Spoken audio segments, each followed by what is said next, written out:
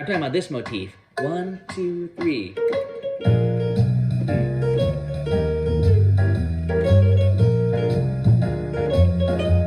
Just that.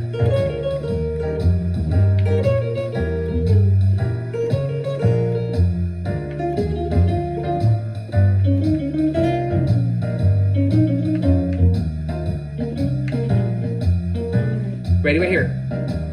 Da da da da da da. Da da da da da da. Da da da da da da. Da da da da da da. Da da da da da do. Da da da da da da. Da da da da da da da da da. Da da da da da da da da da. Then the top.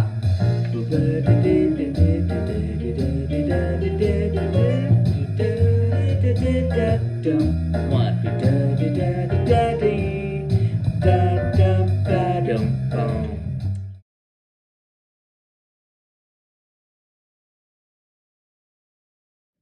Okay, folks, so I really feel Sound Slice is the best practice tool you can use for learning my materials. If I'm in the audio mode, right now I have a backing track set up so that you can actually look at it and then practice along with it.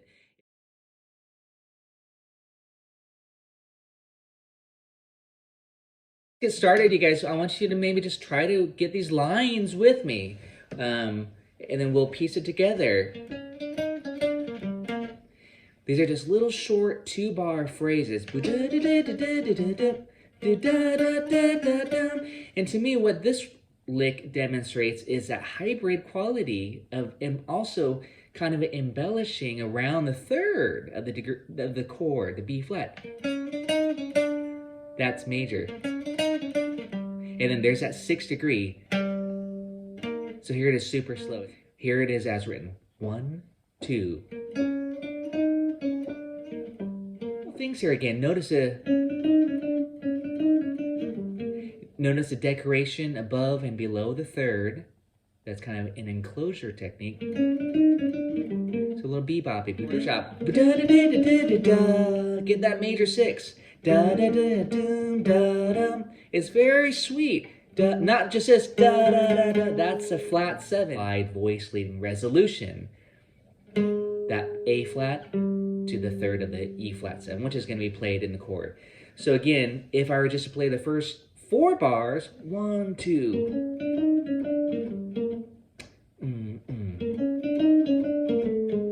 Okay. Now E flat. And now I'm kind of doing some arpeggio. 1, 2.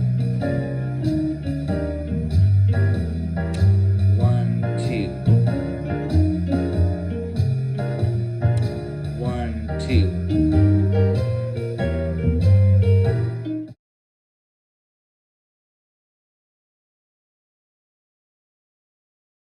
It's very horn style. Da da da da da.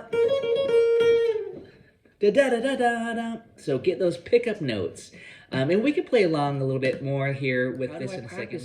Slowly. Listen to it. The only thing about this, and I'm going to tell you the truth here, back is kind of straight, like this. But we actually want to go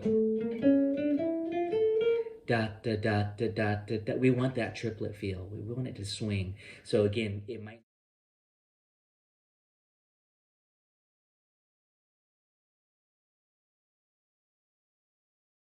And then notice these pickup notes. Da da da da da da. You know, work on that in Grand Green, I'm sure.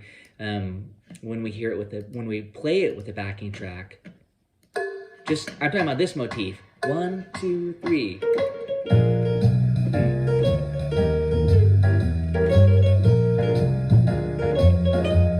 Just that.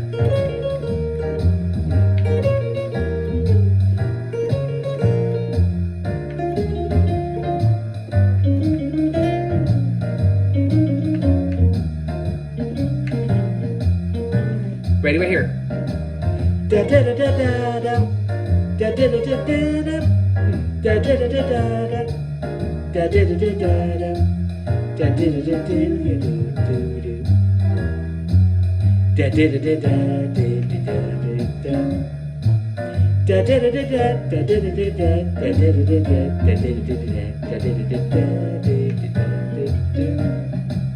the top.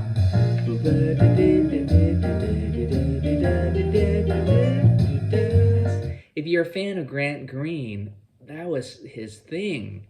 Repetition and just modifying it slowly, adding more. It builds up. Only here. You do it here. Do it here. Do it through the scales, I'm saying. Just do the shape through the different string. 4. 3, 4. And I'm just kind of connecting the shapes.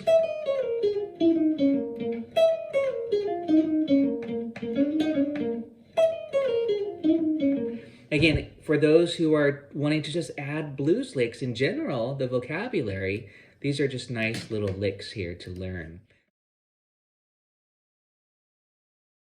Swing these 8th notes. Da-dum, not da-dum, but da-dum, da-dum, da-da-da-da-da-da-da-da-dum, da-dum, da-dum. Not this, da-dum, and not 16 notes. Do-do, do-do, do-do. Okay, there's a difference from swung 8th notes to straight 8th notes to maybe 16th notes. Da da da da da da da da da da da. Okay, so that's talking about the feel and the interpretation of the rhythm, and everybody feels it differently. You'll notice again, Grant Green. I think that's what you're saying.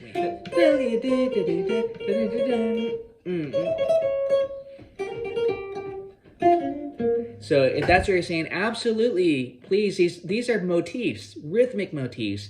Phrasing motifs. That's what makes it sound the way it does when you're listening to these great bluesy and jazz players. Phrasing. In triplets, this is just, if you analyze it, pentatonic. Totally B flat pentatonic. Just this.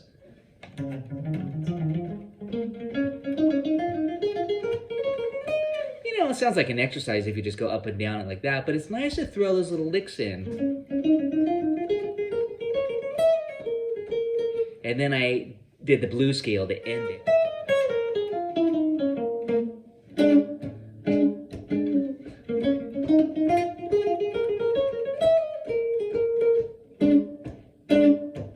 And again, I'm kind of just throwing these little 2-note chord, 5 to the 4. And again, that's just a really simple motif, but it's very in the blues style.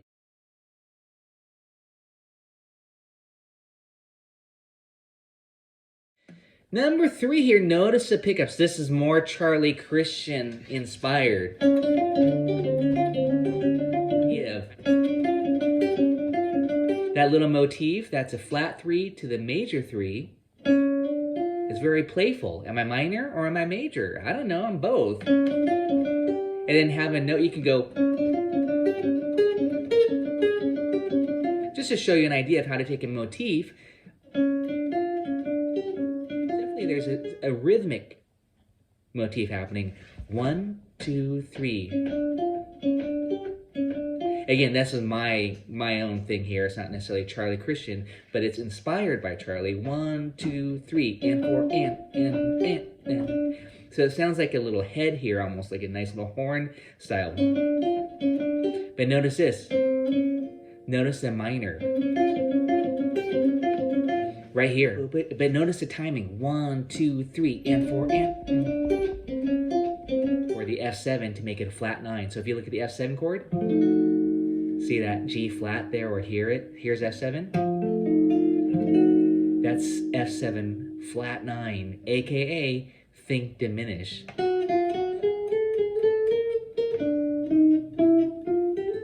You all know that as take the A train ending. And this part demonstrates the major to minor quality. Remember when I keep saying major, minor, major. So even Django Reinhardt, I know many of you are gypsy jazzers, he wrote this tune. And then major to minor. Again, that's kind of my inspiration for this little phrase here.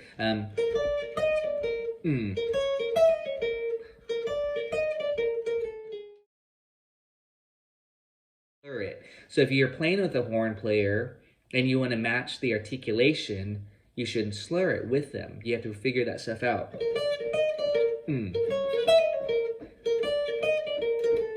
That phrase there, and there's a little pickup note. Oh, it's that one. That's kind of a subtle major to minor lick. But if this is new for you, technique-wise, move your hand. See how easy that is? But notice that I flatted this note here.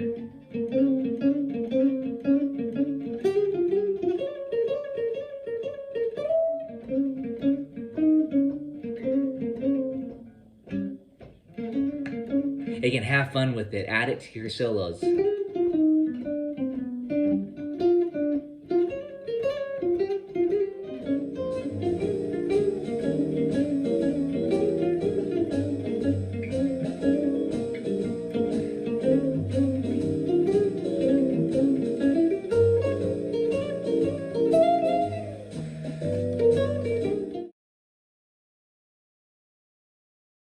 I'm talking about right here, chorus 5 on the B flat 7 chord. Here's the trick. What is this arpeggio? What is that? That's an F minor 7 arpeggio in minor 6. It could be either or. So you're thinking off the 2 chord. Almost like you're doing a 2-5-2-5, like this. Oh, this is very Grant Green. Just outlining that. So 1.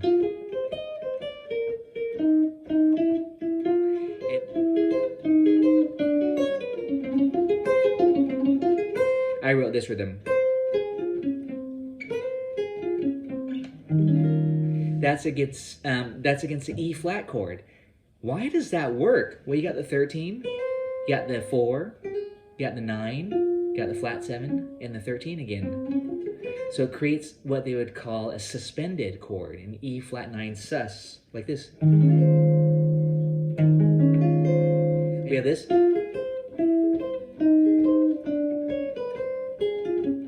And I just wanted to really share that concept of, oh, I could play a major 7 arpeggio a whole step below the dominant chord to create a 9 with the sus sound. And then the E dim.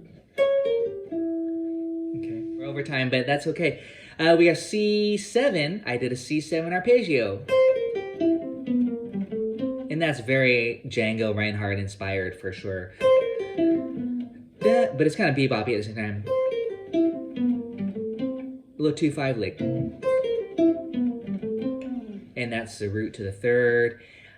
Hopefully you'll get that one. That's pretty straightforward. Notice the chromatic. Da-da-dum. Root 7, flat 7. So if you're going to play the major 7 on a dominant chord, you're not going to hang on it, most likely. It's in passing to the flat 7.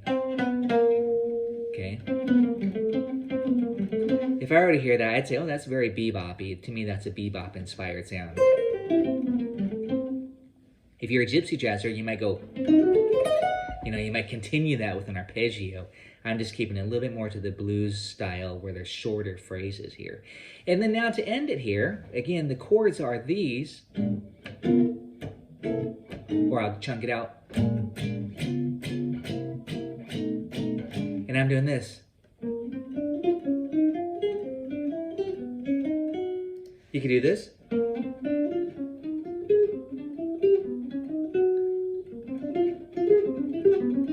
So it's a great little trick here, this melodic cell. This particular pattern, 1, 2, 3, 5. But notice how I just shift here. And then I might as well resolve it here. So I went. Hey guys, we're done for today. That was awesome. Take care, enjoy the rest of the day. Thanks again.